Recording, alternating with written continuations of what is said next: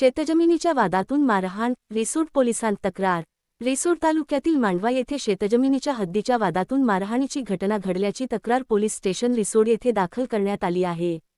परसराम माना राठोड वय 75 रा मांडवा ता रिसोड यांनी दिलेल्या तक्रारीनुसार 19 जून 2026 रोजी सकाळी 9:30 वाजण्याच्या सुमारास ते त्यांच्या शेतात असताना शेजारील शेतमालक नितीन किसन राठोड, सावित्रीबाई किसन राठोड, प्रेम गोपीचंद राठोड व करण रामेश्वर राठोड हे शेताच्या हद्दीत खुणा रोवत होते।